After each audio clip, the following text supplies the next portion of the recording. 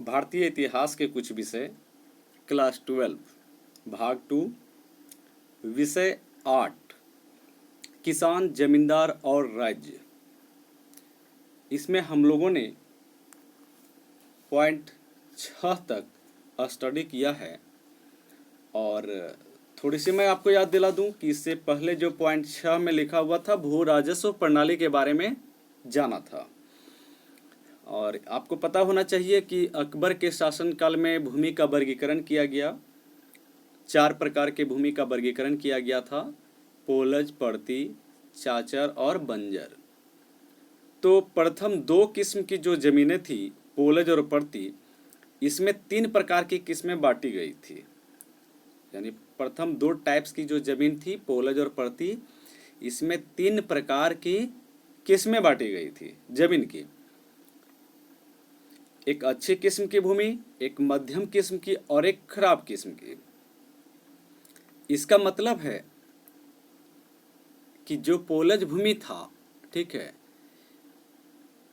क्या था, जिसमें एक के बाद एक हर फसल की सालाना खेती होती है। यानी इसमें इस जमीन पर सदाबहार खेती की जाती हो, वह पोलज भूमि कहलाती है। ठीक है, साल में 2 से अधिक फसल को लेना, ठीक है, और अच्छी पैदावार का होना, तो वह मिट्टी, वह भूमि उन्होंने पोलज भूमि के नाम से संबोधित किया। पड़ती था कि वह जमीन जिस पर कुछ दिनों के लिए खेती करके छोड़ दिया, फिर दोबारा जब उसमें उपजाऊपन आ गया तो फिर से उसमें खेती करना शुरू कर दिया। तो ये हो गया पड़ती भूमि। इसको भी इन्होंने 3 किस्म का बांटा। अब जो चाचर था वह 4 वर्षों या 3 वर्षों तक खाली रहने वाली जमीन थी, ठीक है। इसी तरह बंजर था, जो इससे ज़्यादा वर्ष तक खेती नहीं किया जाता रहा हो, 4 या 5 साल से। देखिए, इस मैप है आपके पास, मुगल साम्राज्य का विस्तार।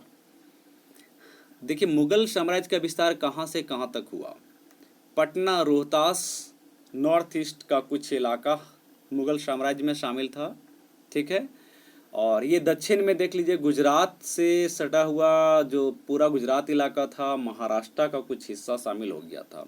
कर्नाटका के उत्तरी सीमा को छूता हुआ उधर संपूर्ण उत्तर और पश्चिमी भारत मुगल साम्राज्य का हिस्सा था।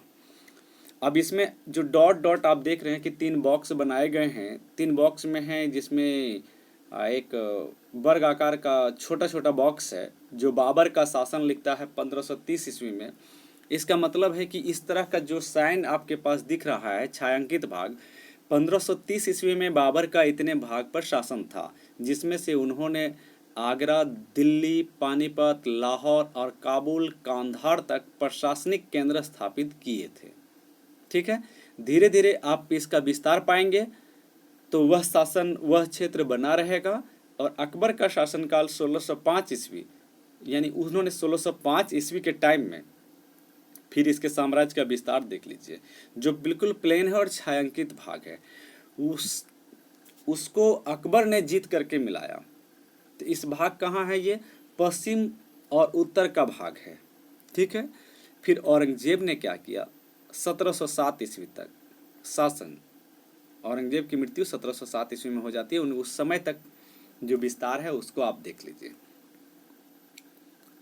बाकी बचे हुए हिस्से का जो विस्तार है वो औरंगजेब ने किया, लगभग दक्षिण भारत तक संपूर्ण, कुछ हिस्से को छोड़ करके। ये आपको ध्यान रखने हैं मैप में। अगला भू राजस्व प्रणाली का एक प्रमुख अंग है मनसबदारी व्यवस्था। अब आप पूछेंगे कि मनसबदारी व्यवस्था क्या है, ठीक है। तो आपको यह समझना होगा बहुत ही छोटे तौर पर, ठीक है, मोटा मोटी, कि मुगल प्रशासनिक व्यवस्था के शीर्ष पर एक सैनिक नौकरशाह तंत्र जो विकसित किया गया था, ठीक है, सैनिक नौकरशाह तंत्र, जिस पर राज्य के सैनिक व नागरिक मामलों की जिम्मेवारी थी, ठीक है।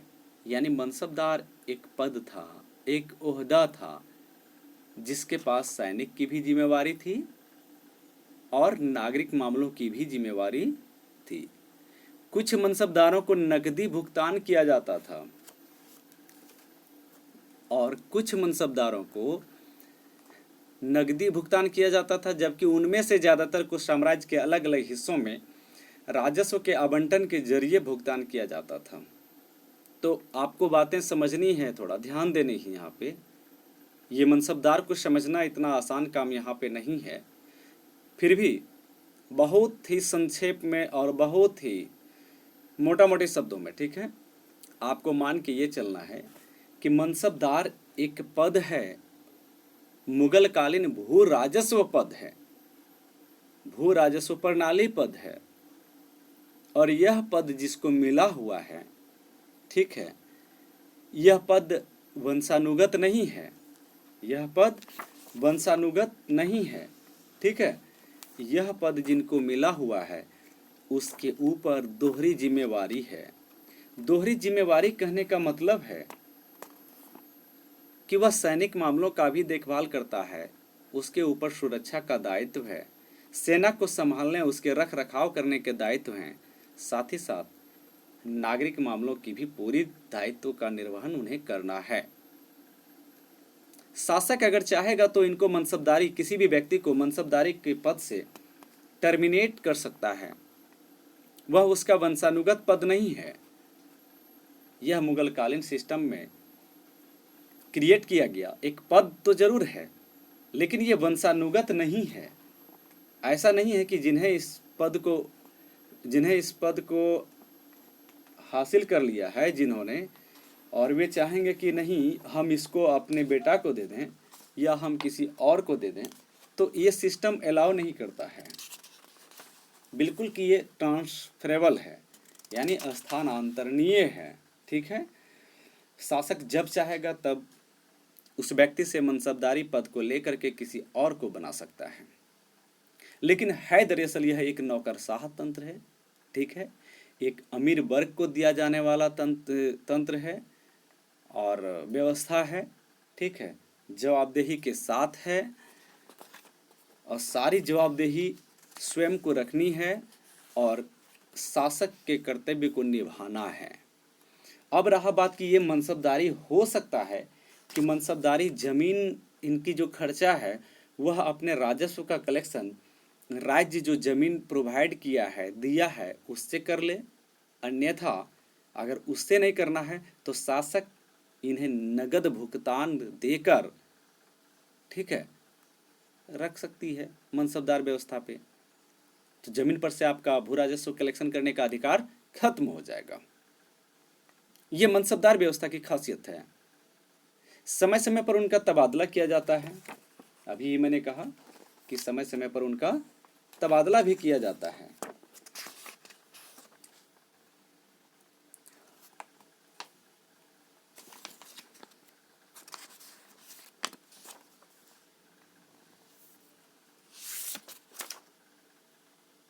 फिर आप पाएंगे नगद या जीन्स।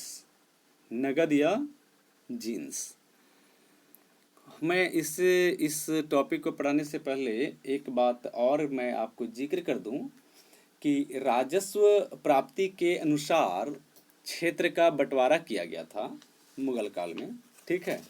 क्या किया गया था? क्षेत्र का बंटवारा किया गया था। और जो क्षेत्र का बंटवारा किया गया था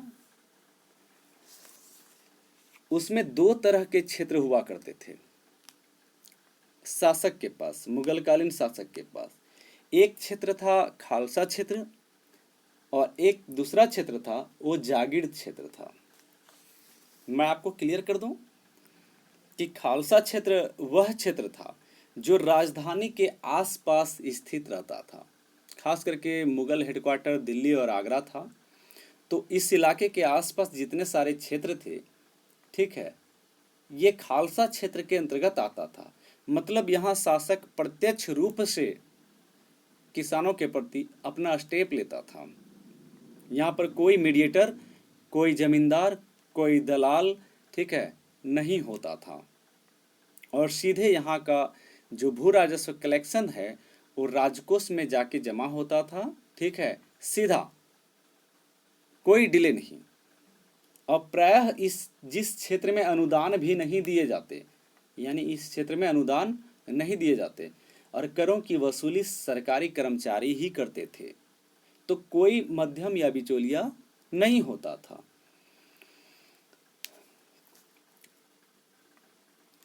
यहां से जो आय राजा को होती थी वह 100% होती थी। किसी कर्मचारी को देने की आवश्यकता नहीं पड़ती थी, किसी जमींदार को वेतन देने की आवश्यकता नहीं पड़ती थी, ठीक है, किसी मनसबदार को वेतन देने की आवश्यकता नहीं पड़ती थी। और दूसरा क्षेत्र जो जागीर क्षेत्र है, दरअसल यह क्षेत्र राजधानी से दूर का क्षेत्र है, ठीक है। यह मनसबदार के राजस्व का आवंटन वाला क्षेत्र है, जिसे हम लोग जागीर आवंटन कहते हैं। जागीर भी एक मालिकाना हिस्से को ही बतलाता है, एक टाइप्स के राजस्व कलेक्शन पोस्ट को बतलाता है। और ऐसे क्षेत्र का अभिकर्ता या प्रबंधन जो है वह मनसबदार है। मनसबदार से मतलब आप मालिक नहीं समझिएगा कि मान लिया जाए एक बहुत बड़ा क्षेत्र है, ठीक है, सपोज दैट चतरा जिला बहुत बड़ा क्षेत्र है और चतरा जिला को अगर राजस्व कलेक्शन की दृष्टिकोण से इसको मनसबदार के रूप में किसी व्यक्ति विशेष को बनाया जाता है, ठीक है, हमारे डीसी का ही उदाहरण ले लीजिए, ठीक है, तो मान लिया जाए उस पोस्ट को हम मनसबदार अगर कर दें तो वह मनसबदार राजस्व कलेक्शन के दृष्टिकोण से उसका पोस्ट है और वो हमेशा के लिए नहीं है, ठीक है। जब तक शासक आपको सेवा करने के लिए नियुक्त किए हैं तभी तक हैं आपको टैक्स की वसूली करना है और शासक के पास ले जाके जमा करना है। आपके पास राइट्स दिए गए हैं, सुरक्षा मामले का भी और नागरिक मामले का भी, ये दोनों राइट्स दिए गए हैं, ठीक है, और ये दोनों राइट्स में आपको देखभाल करनी है। तो थोड़ा सा एक बात और मैं आपको बता दूं कि ये जो मनसबदारी व्यवस्था है और जागीरदारी व्यवस्था है, मूलतः यह व्यवस्था सेंट्रल एशिया, मध्य एशिया की व्यवस्था है।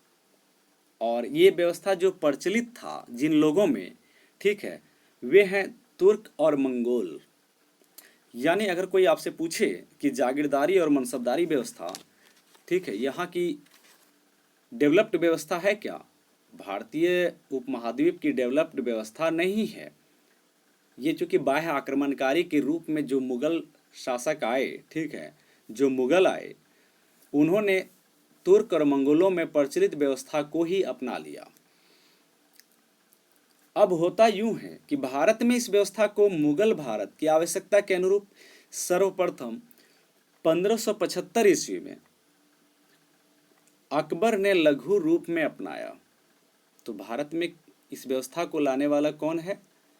मनसबदारी व्यवस्था को लाने वाला अकबर है। कब? 1575 ईस्वी में, बहुत ही लघु रूप में अपनाया। फिर 1595 ईस्वी में अकबर ने कि इसे पूरे तौर पर विस्तृत रूप से अपने साम्राज्य में अपना लिया। जब उन्होंने ट्रायल किया, देखा सक्सेस हो गया, तो पूरे साम्राज्य में इसको लागू कर दिया, पूरे प्रांत में लागू कर दिया। इसलिए भारत के संदर्भ में यह व्यवस्था देने का श्रेय अकबर को जाता है और इसे आवश्यकता अनुसार परिवर्तन करने का श्रेय जहांगीर करता है, शाहजहां करता है, औरंगजेब करता है। ठीक है, तो मैं पुनः क्लियर कर दूं, आप लोग इसमें कोई सस्पेंस नहीं रखेंगे कि मनसब से मुगल अधिकारी का ग्रेड, रैंक, पोस्ट, वेतन, दायित्व इत्यादि का बोध होता है। और मनसब का भार जब आपको समझना है तो भार ऐसे समझें कि जात बटे सवार, जात बटे सवार। यहाँ थोड़ा मैथ का कैलकुलेशन है। जात का मतलब हो गया आपका श्रेणी और पद, ये पोस्ट का क्वालिफिकेशन ऑफ पोस्ट है। ठीक है, क्वालिफिकेशन ऑफ पोस्ट है। और सवार का मतलब हो गया कि आपको इस क्वालिफिकेशन ऑफ पोस्ट में कितने दायित्व दिए गए हैं, कितने दायित्व दिए गए हैं। ठीक है, चलिए यहीं तक मैं आपको इसमें बतलाऊंगा। आइन से यह एक अनुच्छेद है और एक अनुच्छेद में देखिए पता चलता है कि नगद या जिन्स के बारे में अमील गुजार सिर्फ नगद लेने की आदत न डाले बल्कि फसल भी लेने के लिए तैयार रहें। यह बाद वाला तरीका कई तरह से काम में लाया जा सकता है। पहला, कन कुतः। हिंदी जुबान में कन का मतलब है अनाज, अनाज, और कुत का मतलब है अंदाजा। अगर कोई शक हो तो फसल को 3 अलग अलग पुलिंदों में काटना चाहिए: अच्छी फसल, मध्यम फसल और बदतर फसल। और इस तरह शक दूर करना चाहिए। अक्सर अंदाज से किया गया जमीन का आकलन भी पर्याप्त रूप से सही नतीजा देता है। तो दूसरा कहता है बटाई। इसका मतलब है कनकोट।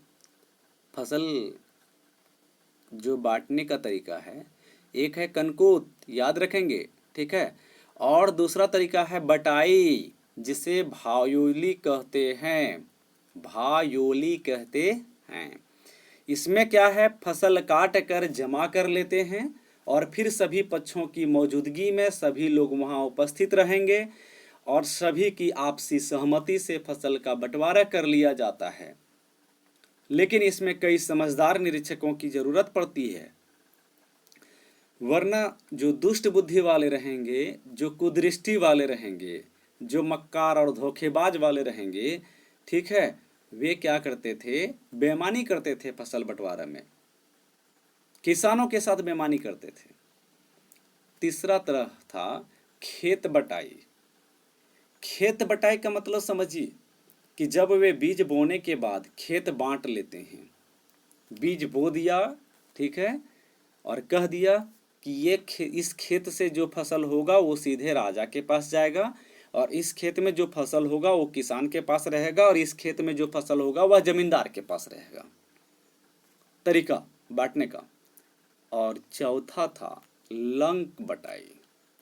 ये लंक बटाई क्या है, फसल काटने के बाद उसका ढेर बना लेते हैं और फिर उसे अपने आप में बांट लेते हैं, यानी हर एक पक्ष अपना हिस्सा घर ले जाता है और उससे मुनाफा कमाता है।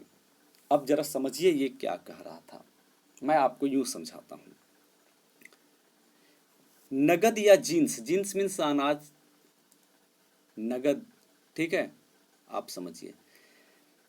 फसलों के वर्गीकरण का एक प्रकार है यह। किसका टाइप से, फसलों के वर्गीकरण का प्रकार है, ठीक है। जैसे शासक राजस्व की वसूली करना चाहता है, राजस्व की वसूली करता है, तो मैंने बतलाया आपको कि खालसा क्षेत्र वह भूमि होती थी जो शासक के राजधानी किले के आसपास का क्षेत्र होता था और वहां से किसानों की जो उपज होती थी, किसानों के माध्यम से जो फसल की पैदावार होती थी, वह सीधे राजकोष में जाके जमा कर दिया जाता था। तो इसमें किसानों की हिस्सा छोड़ करके सीधा राजकोष में जमा कर दिया नहीं, इसमें किसानों का हिस्सा नहीं होता था, ये सीधा राजकोष में जाके जमा हो जाता था। लेकिन राजधानी क्षेत्र से जो दूर लेकिन एक चीज़ और ध्यान रखेंगे कि प्रत्येक क्षेत्र में उनके मजदूरी का हिस्सा दिया जाता था। ऐसा नहीं कि किसान खटे और उसको हिस्सा ना मिले, ऐसा कभी नहीं हुआ है।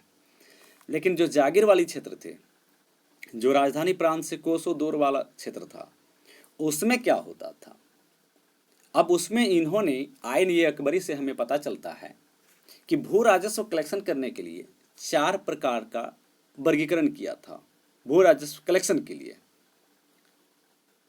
तो कैसे कलेक्शन करना है, यहाँ सर्वे सर्वा कृषि भूमि से उत्पादन से संबंधित जो जुड़े हुए हैं वह मुख्य रूप से किसान है और इनकी निगरानी के लिए यहाँ पर जो नियुक्त व्यक्ति है वह जमींदार है और जमींदार अपने अमीन के मार्फत से या आमिल के मार्फत से निगरानी करता है। तो लाजमी है कि राजा का सिस्टम यही है, जमींदार और आमिल या अमीन।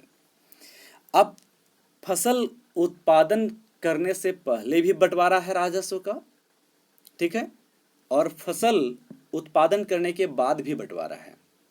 तो पहला जो बंटवारा इन्होंने किया वह कनकुत किया, ठीक है। कनकुत, कनकुत का मतलब होता है अंदाजा लगा करके, अंदाजा लगा करके।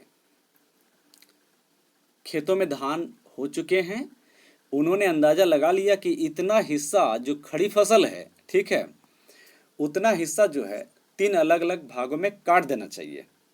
एक किसान का छोड़ दिया जाए, एक भाग राजा का छोड़ दिया जाए, राजा के लिए काटने की अलाउ किया जाए, और एक भाग जो है जमींदार का। तो निश्चित रूप से राजकोष में जो जाएगा वह उसकी मात्रा कुछ ज़्यादा ही होनी चाहिए।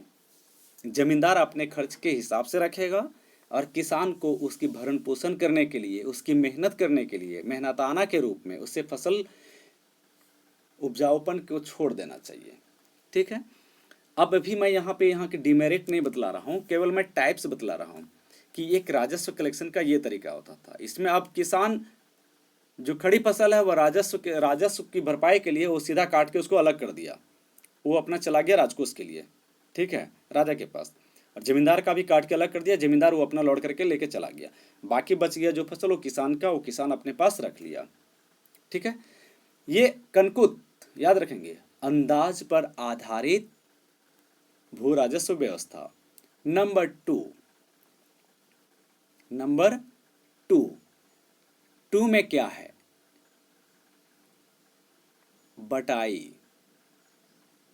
आज भी हम लोग आमतौर पर बटाई व्यवस्था को अपनाए हुए हैं। फसल काट लीजिए, जमा कर लीजिए, और जिनका जो जो हिस्सा बना सभी वहाँ मौजूद रहें। ठीक है। किसान भी मौजूद है, जमींदार भी मौजूद है, और जो आमिल कलेक्शन करता है राजस्व के राजा के लिए वह भी मौजूद है। ठीक है। और ये सभी आपस में सहमति से बंटवारा कर लिए। एक ये तरीका हो गया। और तीसरा तरीका है कि खेत का ही बंटवारा कर दिया जाए। तो खेत का बंटवारा कब किया जाएगा?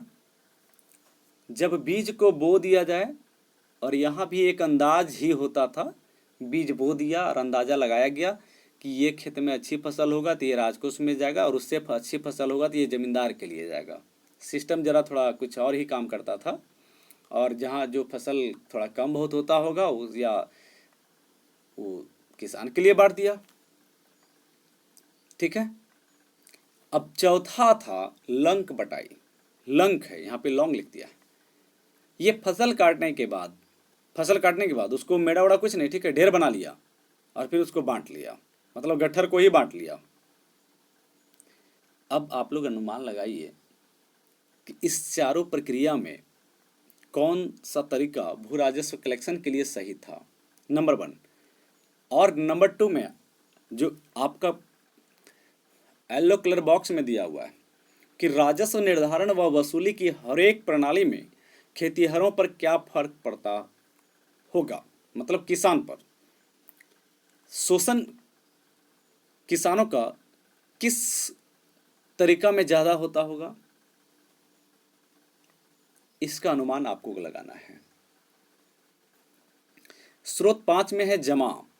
1665 ईस्वी में अपने राजस्व अधिकारी को औरंगजेब के द्वारा दिए गए हुक्म का एक अंश है कि वे परगनाओं के अमीनों को निर्देश दें कि वे हर गांव, हर किसान के बाबत खेती की मौजूदा हालात पता करें और बारीकी से उसकी जांच करने के बाद सरकार के वित्तीय हितों, किफ़ायत व किसानों के कल्याण को ध्यान में रखते हुए जमा निर्धारित करें। आपकी राय में बादशाह ने विस्तृत सर्वेक्षण पर क्यों जोर दिया? इससे पहले आपने पढ़ा ना, नगद या जींस, 4 प्रकार का टाइप्स, ठीक है, कलेक्शन करने का, रेवेन्यू कलेक्शन का टाइप्स। शासक को इस बात का अंदाजा था और रहता था कि कहीं जमींदार और ये आमिल, ठीक है, या अमीन किसानों का शोषण न कर ले, या कहीं ऐसा ना हो कि भरपूर मात्रा में वे ही कलेक्शन कर लें राजस्व का, ठीक है, और हमारे खजाने में कम जमा करें। किसानों की दयनीय स्थिति को सुधारने के लिए उन्होंने इस तरह की बात की। पॉइंट 7, चांदी का बहाव। मुगल साम्राज्य एशिया के उन बड़े साम्राज्यों में से एक था जो 16वीं-17वीं सदी में सत्ता और संसाधनों पर अपनी पकड़ मजबूत बनाने में कायम रहे। लाजमी है, मध्य एशिया से आया हुआ व्यक्ति है, शासक है, मुगल आक्रमणकारी है, ठीक है, और यहाँ आकर के इन्होंने मध्य एशिया तक बहुत थोड़ी सी दूर तक, ठीक है, सत्ता कायम किया। हालांकि उस सत्ता को इन्होंने छू नहीं पाया जितने बड़े हिस्से पर सम्राट अशोक ने शासन किया था। ये साम्राज्य थेमिंग चीन में है, सफावी ईरान में और ऑटोमन तुर्की में। ठीक है, इन साम्राज्यों की राजनीतिक स्थिरता ने चीन से लेकर भूमध्य सागर तक जमीनी व्यापार का जीवंत जाल बिछाने में मदद की। खोजी यात्राओं से और नई दुनिया के खुलने से यूरोप के साथ एशिया के, खासकर भारत के व्यापार में भारी विस्तार हुआ। नई दुनिया का मतलब कोलंबस ने आकर के जो एक नए मार्ग का खोज किया, ठीक है, वहीं से आपका नई दुनिया की कहानी की शुरुआत होती है। सिल्क रूट से एक व्यापार के क्षेत्र का विस्तार होता है जो बंद व्यापार को नहीं बतलाता है बल्कि ओपन, खुला व्यापार। ठीक है, और ये समुद्र के मार्फत, समुद्री रास्ते के मार्फत व्यापार किया जाने लगा और जमीन के रास्ते भी व्यापार किया जाने लगा। अब जमीन के रास्ते कहने का मतलब है यहाँ भारतीय उपमहाद्वीप से प्रवेश करता था वो चाइना की तरफ। ठीक है, यह सीधा इधर से घुस गया लैंडमार्क से और मध्य एशिया तक पहुंच गया, वहां से फिर यूरोप में सप्लाई कर दिया। इसको मैंने आपको पहले बतला चुका है। और एक और दूसरी ओर कई नई वस्तुओं का व्यापार भी शुरू हो गया। तो लगातार बढ़ते व्यापार के साथ भारत से निर्यात होने वाली वस्तुओं का भुगतान करने के लिए एशिया में भारी मात्रा में चांदी आई, जिस चांदी की कीमत आज आप लोग जानते हो। ठीक है, इसी चांदी का एक बड़ा हिस्सा भारत की तरफ खींच गया। यह भारत के लिए अच्छा था क्योंकि यहाँ चांदी के प्राकृतिक संसाधन नहीं थे। जरा सोचिए, चांदी के प्राकृतिक संसाधन यहाँ पर नहीं था। नतीजतन परिणाम स्वरूप इसका रिजल्ट क्या होता है कि 16वीं से 18वीं सदी के बीच भारत में धातु मुद्रा, खासकर चांदी के रुपयों की उपलब्धि में अच्छी स्थिरता बनी रही। और इसके साथ ही एक तरफ तो भारतीय अर्थव्यवस्था में मुद्रा संचार और सिक्कों की ढलाई में अभूतपूर्व विस्तार हुआ। मुद्रा संचार का मतलब रुपया का, ठीक है, फैलाव। ठीक है, ये मत समझना आप कि मुद्रा संचार का मतलब कोई टेलीकम्युनिकेशन था। दूसरी तरफ मुगल राज्य को नकदी कर उगाहने में आसानी हो गई, यानी चांदी व्यापार के मार्फत यहाँ से जितनी सारी वस्तुओं को निर्यात किया जाता था, मोस्टली मसाले आइटम थे, कपड़ा वाला आइटम था, ठीक है, और खाने पीने की कुछ वस्तुएं थी, समुद्री आइटम्स थे। ठीक है, इसको निर्यात करके वहाँ से चांदी वो विनिमय में लेते थे, एक्सचेंज में लेते थे। अकबर द्वारा जारी किए गए चांदी के रुपए की दोनों तरफ देख लीजिए। ठीक है, औरंगजेब द्वारा जारी किए गए। इटली के एक मुसाफिर जोवान्नी कॉरेरी, जो लगभग 1690 ईस्वी में भारत से होकर गुजरा था, ने इस बात का बड़ा सजीव चित्रण पेश किया है कि किस तरह चांदी तमाम दुनिया से होकर भारत पहुंचती थी। और उसी से हमें यह भी पता चलता है कि 17वीं सदी के भारत में बड़ी अद्भुत मात्रा में नगद या वस्तुओं का आदान प्रदान हो रहा था। चर्चा कीजिए, पता लगाइए कि वर्तमान में आपके राज्य में कृषि उत्पादन पर कर लगाए जाते हैं या नहीं। आज की राज्य सरकारों की राजकोषीय नीतियों और मुगल राजकोषीय नीतियों में समानताओं और विभिन्नताओं को विस्तार से समझाइए। सेम प्रक्रिया है। ठीक है, भारत में चांदी कैसे आई? देखिए, जोवान्नी कॉरेरी के लेख को आप पढ़िए, बर्नियर के लेख पर आधारित है। कहता है कि मुगल साम्राज्य की धन संपत्ति का अंदाजा लगाने के लिए पाठक इस बात पर गौर करें कि दुनिया भर में विचरने वाला सारा सोना चांदी आखिरकार यहीं पहुंच जाता है। जरा समझिए कि क्यों पहुंचता है, इस बात में कितनी दम है, इस चीज़ को भी आप समझिए। ऐसे हिंदुस्तान को सोने और चिड़िया वाला देश नहीं कहा जाता था। ये सब जानते हैं कि इसका बहुत बड़ा हिस्सा अमेरिका से आता है और यूरोप के कई राज्यों से हुए थोड़ा सा हिस्सा कई तरह की वस्तुओं के लिए तुर्की में जाता है और थोड़ा सा हिस्सा रेशम के लिए स्मिर्ना होते हुए फारस पहुंचता है, रेशम के लिए। अब चूंकि तुर्की लोग कॉफ़ी से अलग नहीं रह सकते, कॉफ़ी, ठीक है, जो पेय पदार्थ है, चाय की तरह कॉफ़ी बनते हैं और हम लोग उसका इस्तेमाल करते हैं, जो कि ओमान और अरबिया से आती है। और न ही फारस, अरबिया और तुर्की भारत की वस्तुओं के बिना रह सकते हैं। मतलब समझिए कि भारतीय व्यापारिक वस्तुएं इतनी कीमती स्थान रखती थी पूरे विश्व में, ठीक है। वे मुद्रा की विशाल मात्रा लाल सागर पर वेबल मंडेल के पास स्थित मोचा भेजते हैं। इसी तरह ये मुद्राएं फारस की खाड़ी स्थित बसरा भेजते हैं। बाद में ये सारी संपत्ति जहाज़ों से हिंदुस्तान भेज दी जाती है। भारतीय जहाज़ों के अलावा जो डच, अंग्रेजी और पुर्तगाली जहाज़ हर साल हिंदुस्तान की वस्तुएं लेकर पेंगू तानसेरी म्यांमार के हिस्से पर है, ठीक है। श्याम थाईलैंड का पुराना नाम है, ठीक है। और सीलोन श्रीलंका का पुराना नाम है। मालदीव के टापू मोजाम्बिक और अन्य जगहें ले जाते हैं। इन्हीं जहाज़ों को निश्चित तौर पर बहुत सारा सोना चांदी इन देशों से लेकर वहां पहुंचना पड़ता है, और वे सब कुछ जो डच लोग जापान के खानों से हासिल करते हैं देर सवेर हिंदुस्तान चला आता है। यहाँ से यूरोप को जाने वाली सारी वस्तुएं, चाहे वो फ्रांस जाएं या इंग्लैंड या पुर्तगाल, सभी नगद में खरीदी जाती है। जो नगद वही हिंदुस्तान में रह जाता है। ऐसे नहीं कहा गया था रोम के बारे में कि नीरू चैन की बंसी बजाता रहा और सारा रोम कंगाल होता रहा, ठीक है।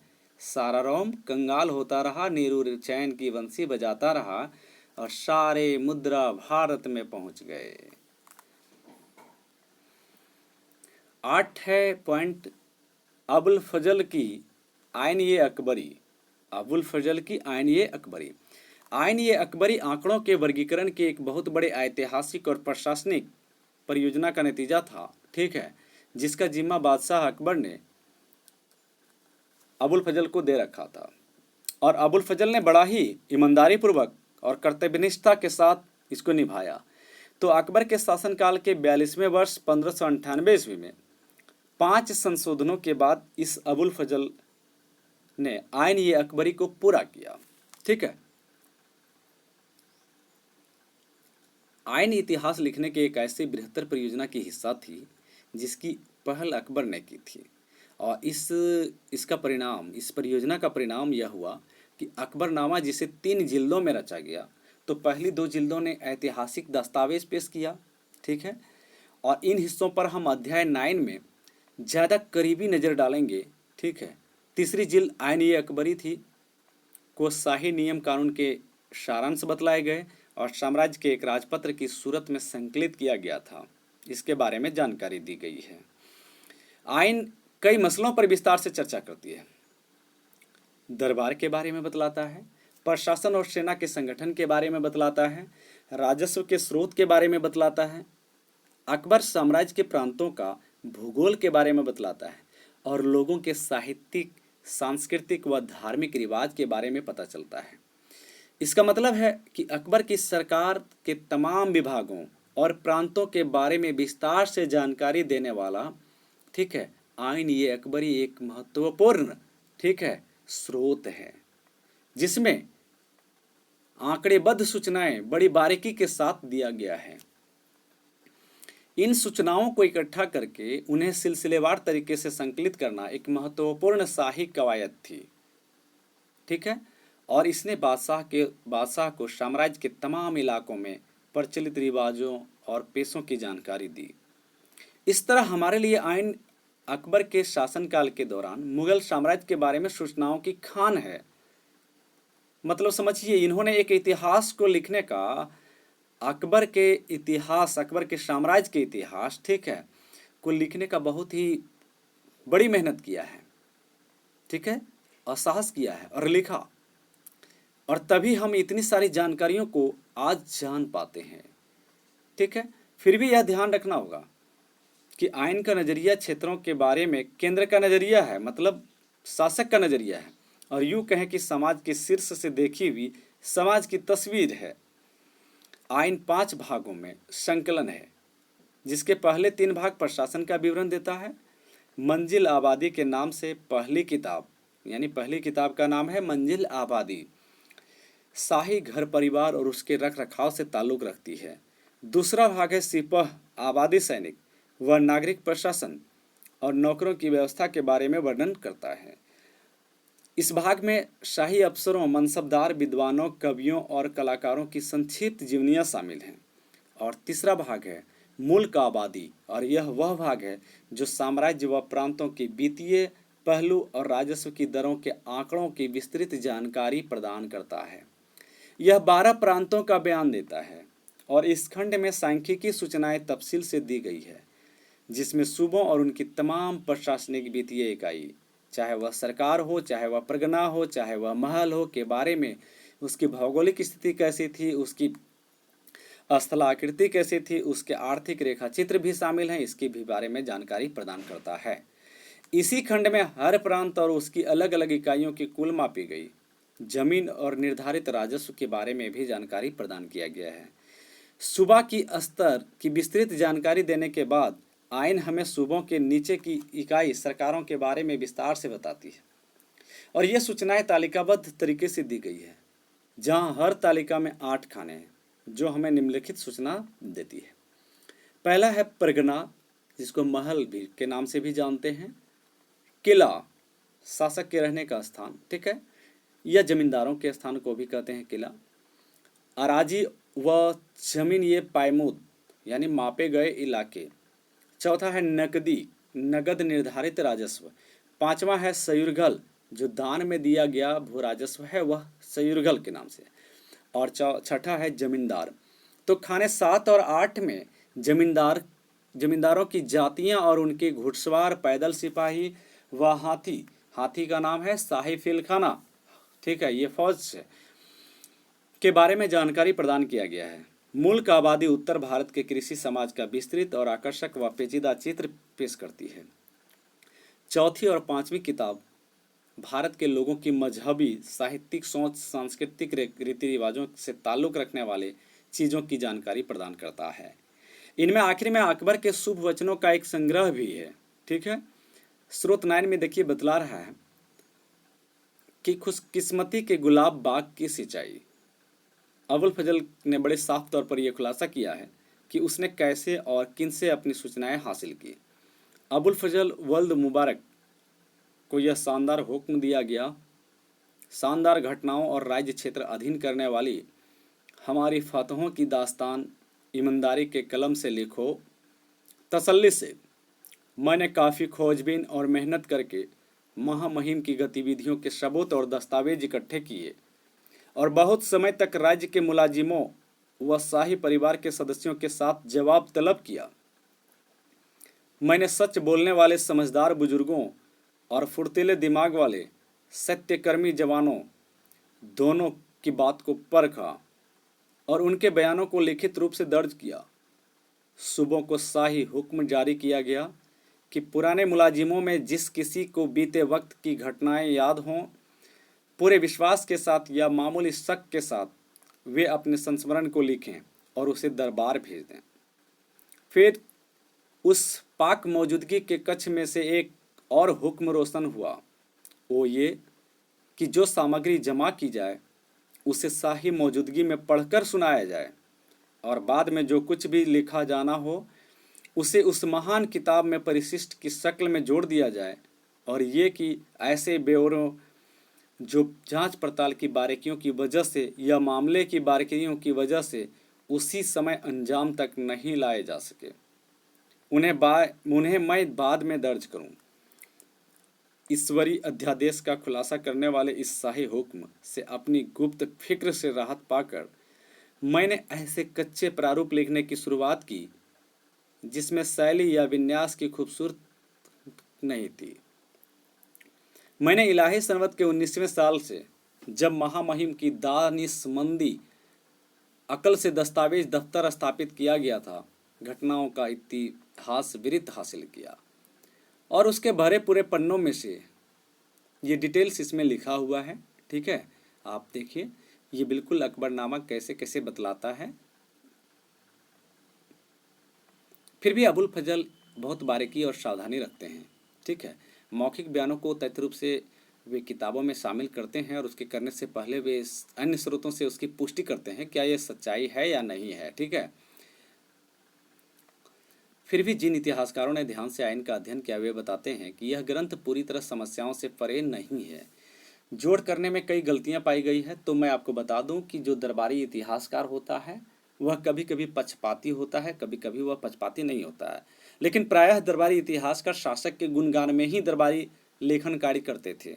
ठीक है, तो आइन की भी एक सीमा यह रही है कि इसमें संख्यात्मक आंकड़े जो दिए गए हैं, डाटा जो दिया गया है वह अलग अलग है। सभी सूबों से आंकड़े एक ही शक्ल में नहीं एकत्रित किए गए। मसलन जहां कई सूबों के लिए जमींदारों की जाति के मुताबिक विस्तृत सूचनाएं संकलित की गई हों, वहीं बंगाल और उड़ीसा के लिए ऐसा नहीं है। तो इसमें विषमताएं हैं, और विषमताओं के बावजूद भी ये जानकारी अगर हम सबों को दे रहा है तो बहुत बड़ी मायने रखता है। आइन का अनुवाद, आइन की अहमियत की वजह से कई विद्वानों ने इसका अनुवाद किया।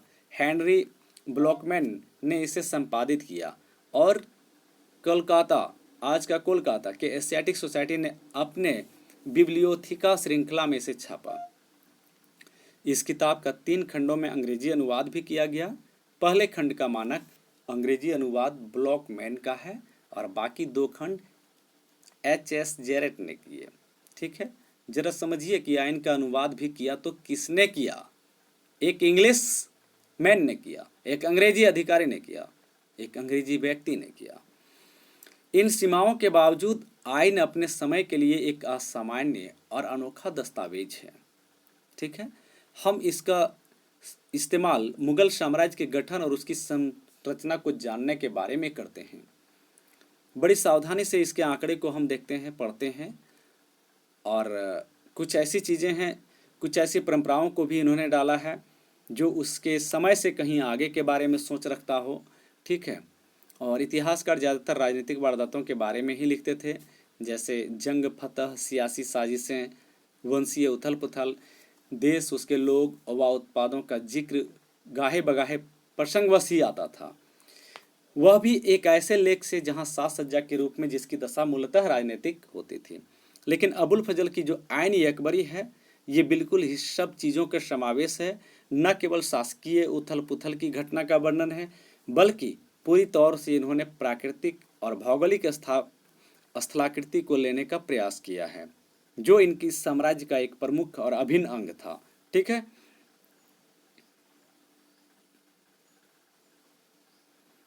इन्होंने इतना ही नहीं किया, बल्कि यहाँ के लोगों का पेशा, उनकी व्यवसाय, साम्राज्य की व्यवस्था और उच्च अधिकारियों के बारे में भी सूचनाएं मुहैया कराया है।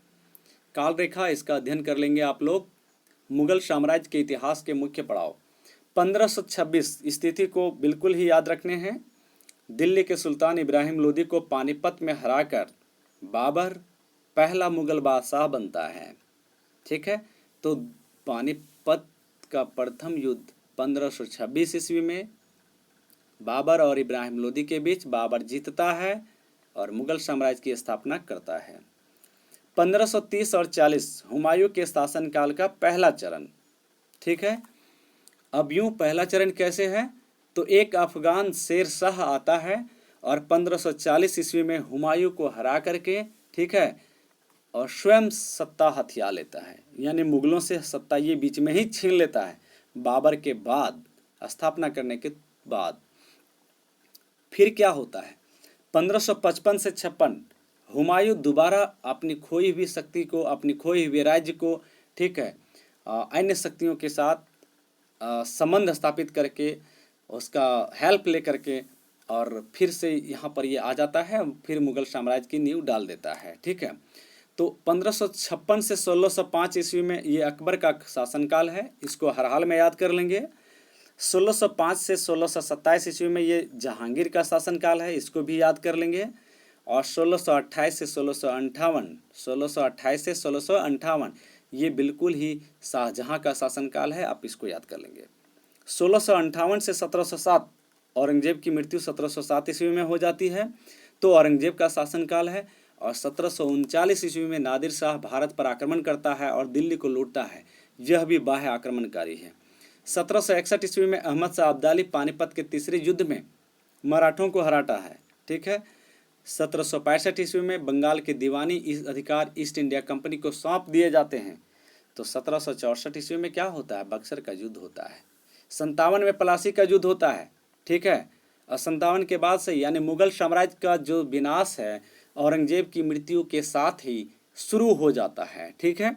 और वहाँ से फिर देखेंगे कि ईस्ट इंडिया कंपनी जो हमारे यहाँ व्यापार करने के लिए आई थी, जिसका मूल मकसद व्यापार करना था, यहाँ आकर के उन्होंने धीरे धीरे इस व्यापार के अलावा राजनीतिक हस्तक्षेप करना चालू कर दिया, जिसका नतीजा आपको 1757 ईस्वी के बाद दिखता है और 1764 के बाद बिल्कुल ही क्लियर हो जाता है।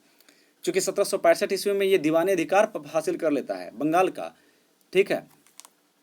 सन 1857 ईस्वी, इसको आप जान ही रहे हो कि अंतिम मुगल बादशाह बहादुर शाह जफर को अंग्रेज गद्दी से हटा देते हैं और देश निकाला देकर रंगून कहाँ म्यांमार भेज देते हैं।